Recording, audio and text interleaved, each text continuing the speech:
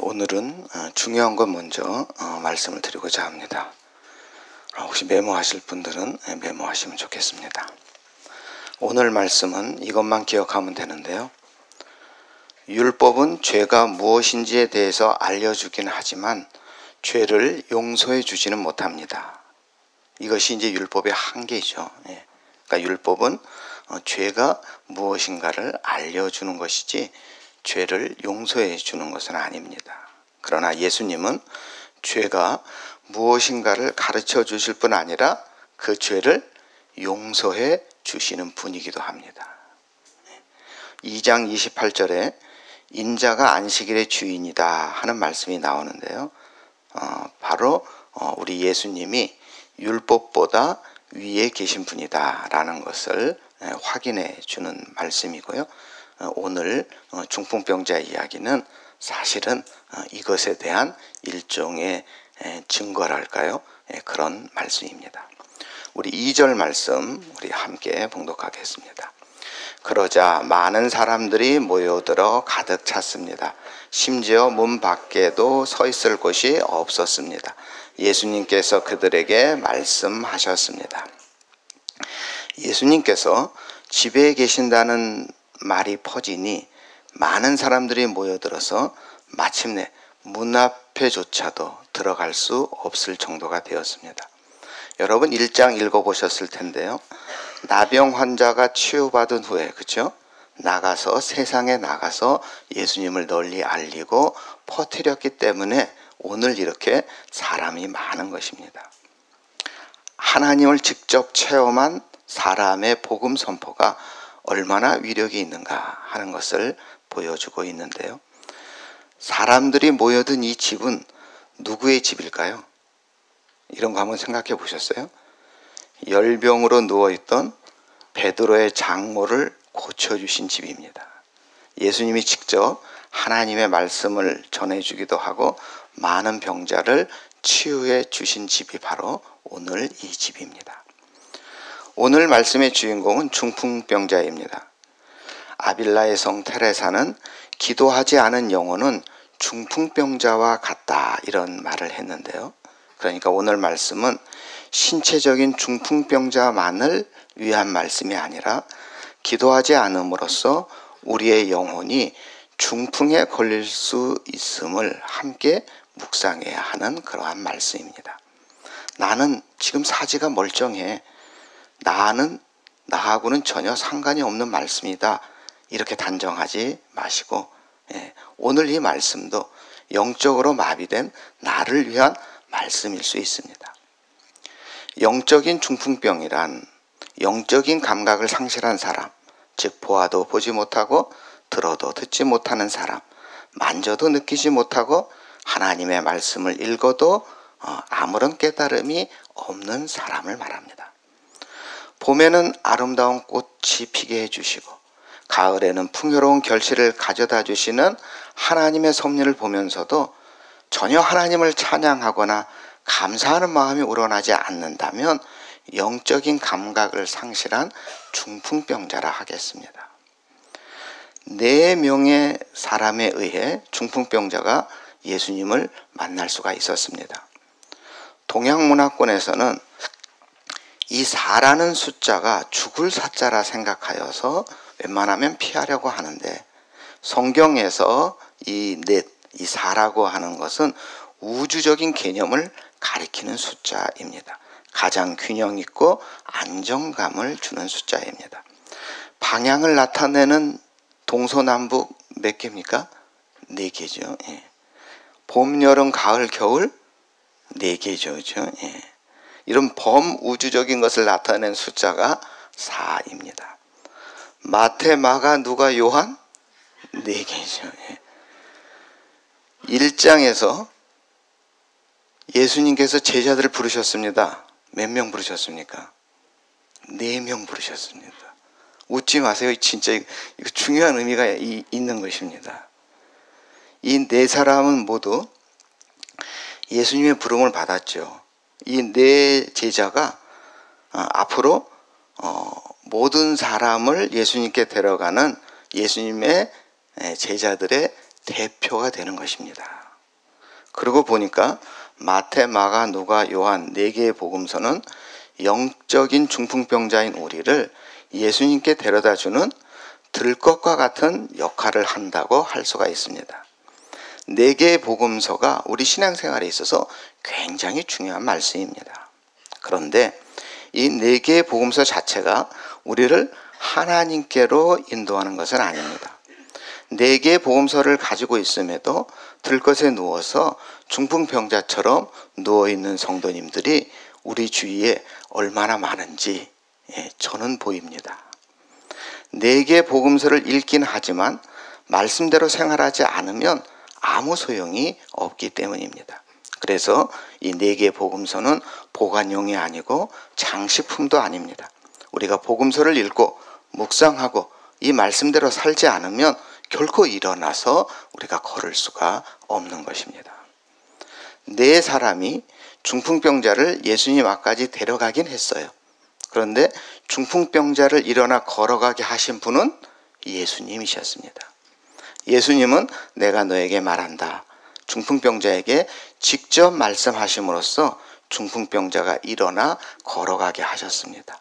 일어나 내 들것을 가지고 걸어가라 하는 말씀은 오늘 나에게, 우리들에게 말씀하는 것입니다. 따라서 중풍병자가 예수님의 말씀을 듣고 곧바로 일어나 모든 사람이 보는 앞에서 밖으로 걸어 나갔듯이 내가 말씀을 듣고 말씀을 읽고 말씀을 깨닫고 일어나 걸어가지 않으면 그 누구도 나를 대신하여 일으켜 줄 수 없습니다. 오늘날에도 마치 중풍병자처럼 영적으로 마비된 사람들이 우리 주위에 많이 있습니다. 말씀은 이런 사람들을 일어나 걸어가게 할 수 있는 일용할 양식입니다. 그래서 우리가 매일 성경을 매일매일 하는 것입니다. 4절을 보시면 이들은 사람들 때문에 예수님께 들어갈 수가 없었습니다. 이렇게 시작을 하는데요. 이들은 누구죠? 4명의 친구들을 말합니다. 그런데 이들이 누구 때문에 예수님께 들어갈 수 없었습니까? 사람들 때문에.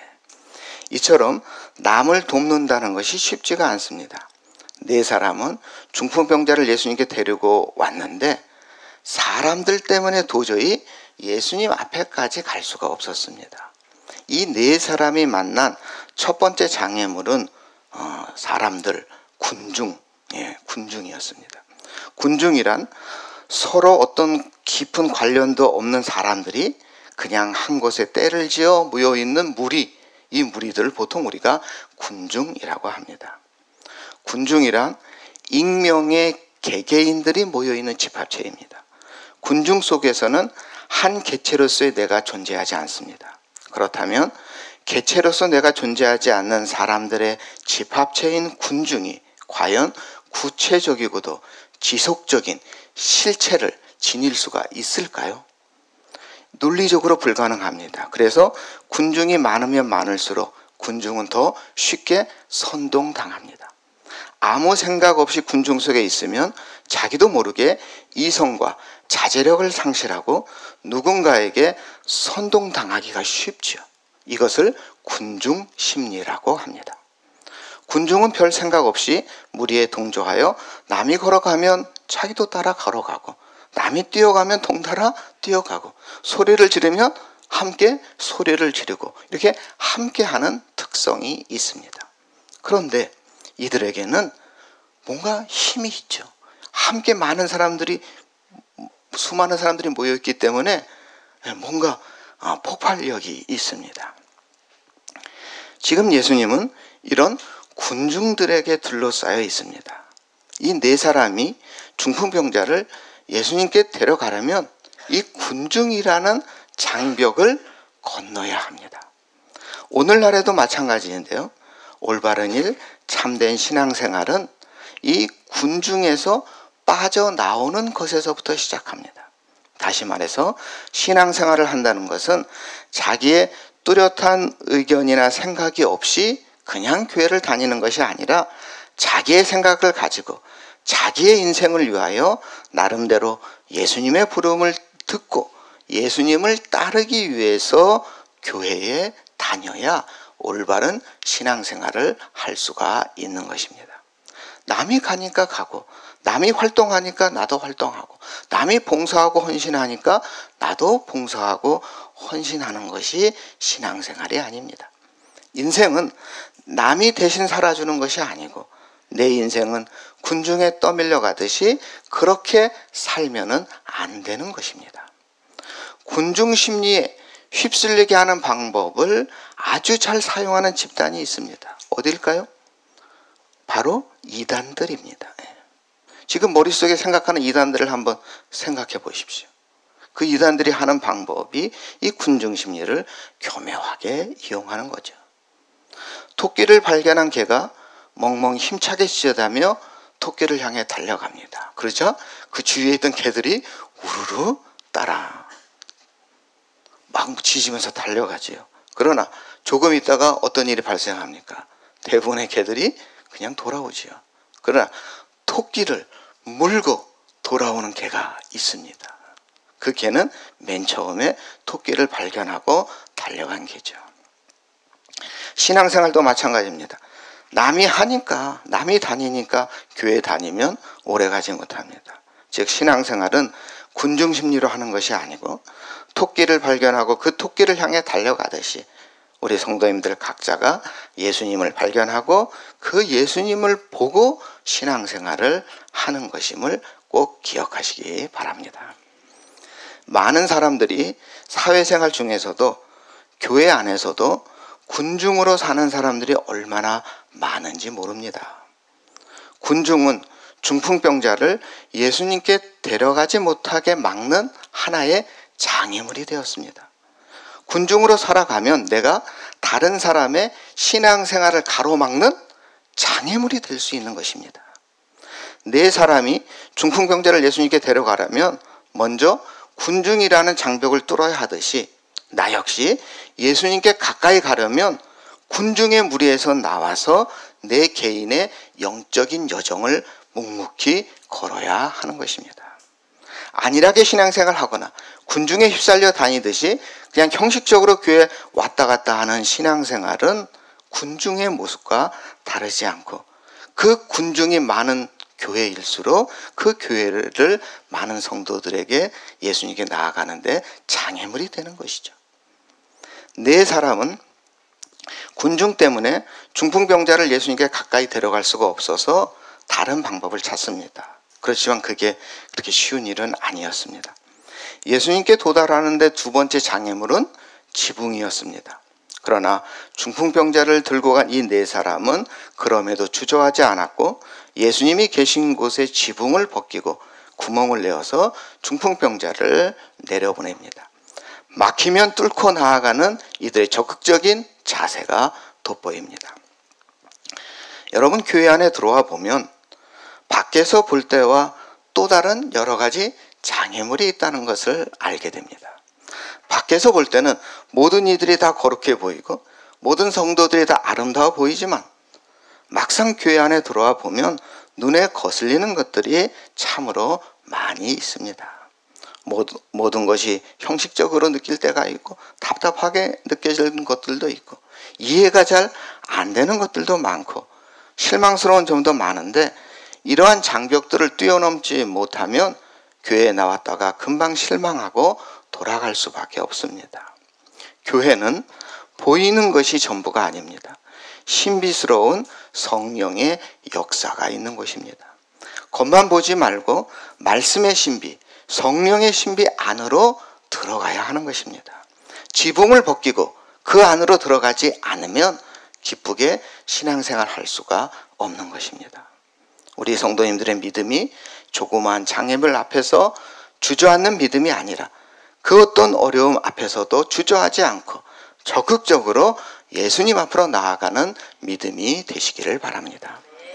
신앙생활이란 어려움이 없기 때문에 하는 것이 아니라 많은 어려움이 있음에도 불구하고 그 어려움을 극복하면서 예수님께 나아가는 것입니다. 우리의 목표는 예수님께 나아가는 것입니다. 드디어 중풍병자가 예수님 앞으로 내려졌습니다. 지금까지 모든 과정을 보면 중풍병자가 한 일은 아무것도 없습니다. 그래서 중풍병자가 치유될 수 있었던 것은 나병 환자처럼 무릎 꿇고 예수님께 간절히 기도했기 때문이 아니고, 놀랍게도 예수님을 데리고 온 그 4명의 믿음을 보시고 예수님은 중풍병자를 치유해 주셨습니다. 이처럼 믿음은 참으로 힘이 있습니다. 믿음은 막힌 것을 뚫고 덮여있는 지붕을 걷어내는 용기입니다. 믿음은 불가능하다고 생각하는 것을 가능하게 만들어가는 힘이기에, 한마디로 믿음은 기적을 일으키는 것입니다.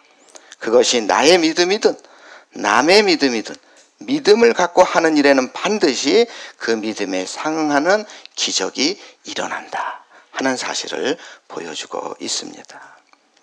이때 예수님은 내 죄가 용서되었다 하는 말씀을 하십니다. 그런데 율법학자 몇 명이 거기에 앉아 있다가 마음속으로 의아하게 생각합니다. 예수님께 데리고 온 이 중풍병자가 육체적인 마비자라면 거기에 앉아있던 율법학자는 영적인 중풍병자입니다. 정식으로 예수님께 항의도 하지 못해. 이들은 용기가 없어요. 마비됐어요. 마음속으로만 중얼거리고 있습니다. 영적인 마비자입니다. 예수님을 보면서도 그분을 하나님으로 알아보지 못하고, 예수님의 말씀을 들으면서도 그 말씀을 하나님의 말씀으로 알아듣지 못한 채 모든 것을 자기들의 고정관념으로 판단하고 생각하는 이 영적인 중풍병자가 바로 이 율법학자들입니다. 다른 사람들과 의견을 나누지도 않아요. 일방적으로 자기 생각, 자기 고집을 보여주고, 이런 영적인 마비자의 모습이 특징입니다. 예수님의 말씀에 대해서 그들은 이 자가 어떻게 저런 말을 할 수 있는가? 하나님을 모독하고 있다. 하나님 한 분 외에 누가 용서해 줄 수 있단 말인가 하면서 일방적으로 자기 생각, 자기 고집에 갇혀 있습니다. 우리 7절 말씀 함께 있습니다. 어떻게 이 사람이 저런 말을 하는가? 하나님을 모독하고 있구나.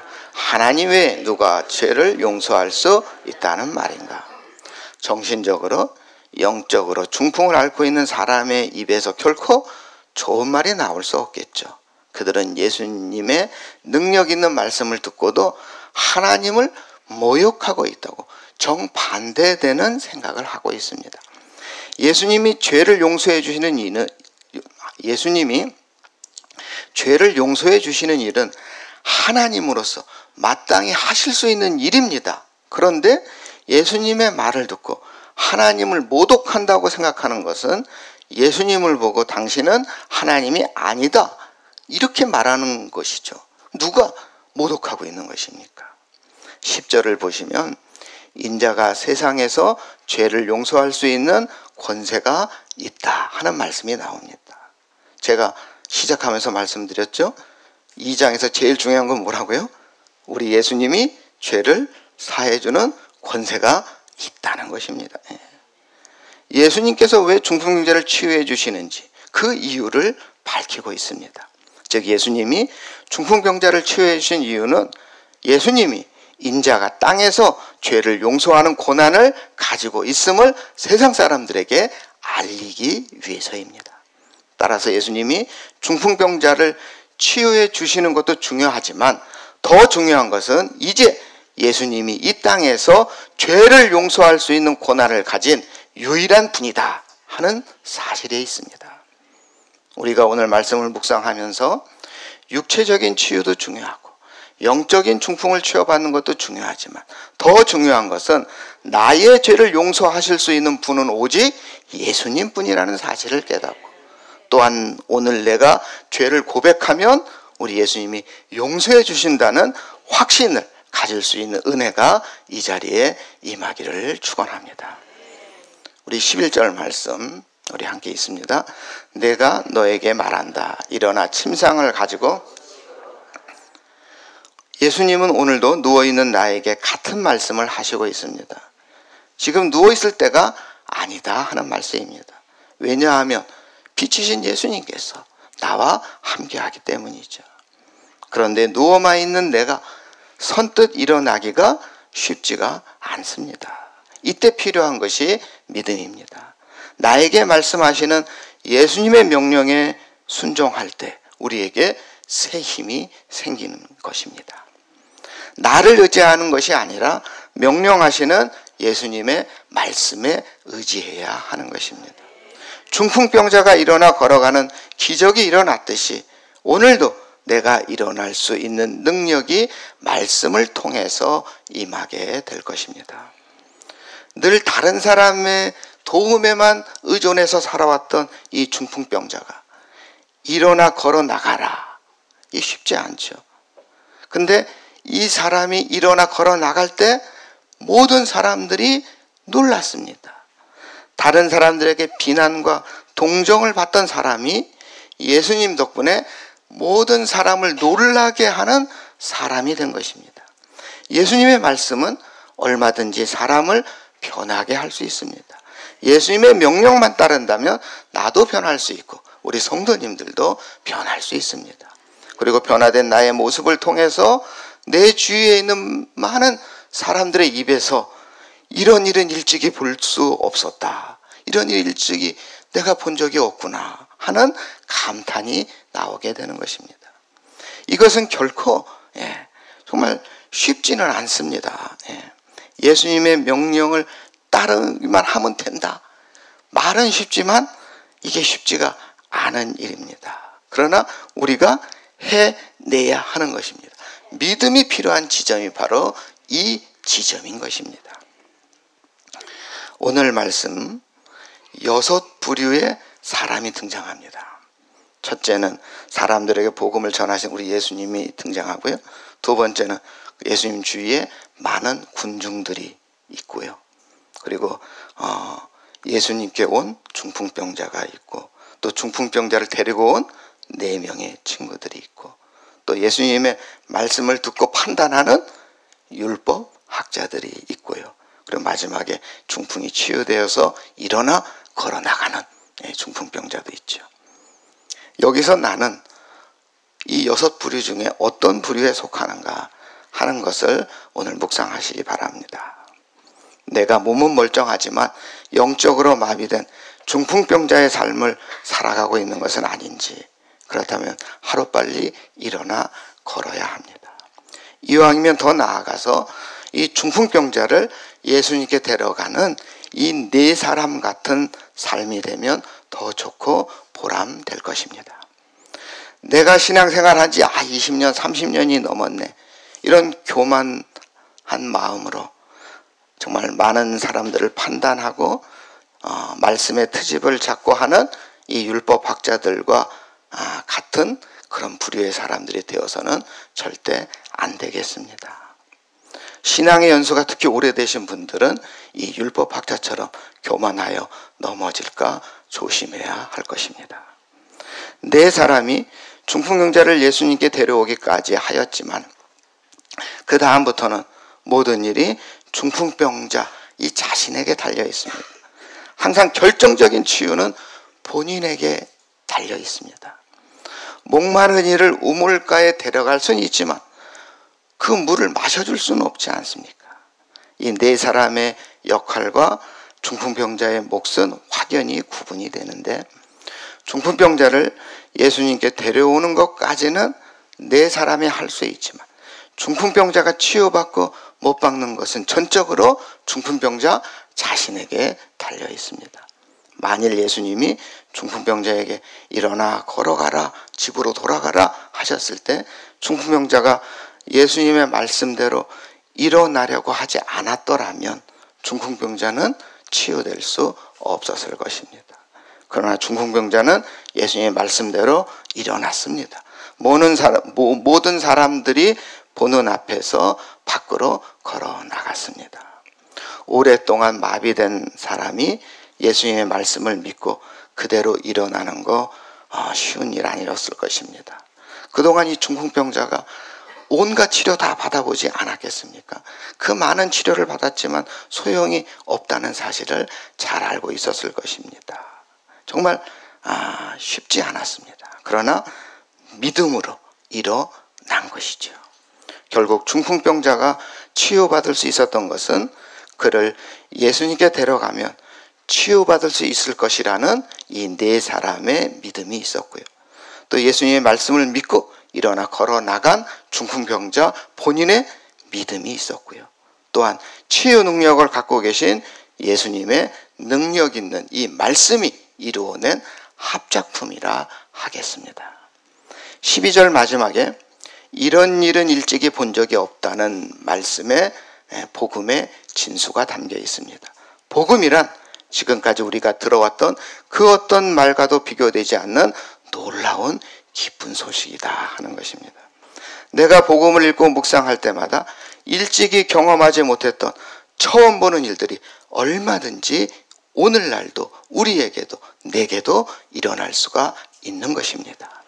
오늘 말씀에는 많은 사람들이 등장하고 있지만 결국 복음을 전하는 예수님의 말씀을 믿은 사람에게만 은혜가 임했다는 사실을 알 수가 있습니다.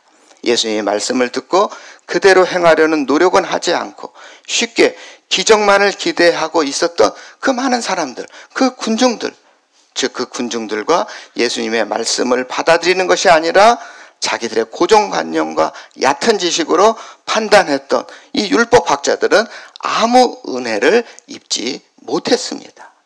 우리 성도님들은 은혜를 받고 기적을 체험하는 편에 서시기를 주님의 이름으로 축원합니다.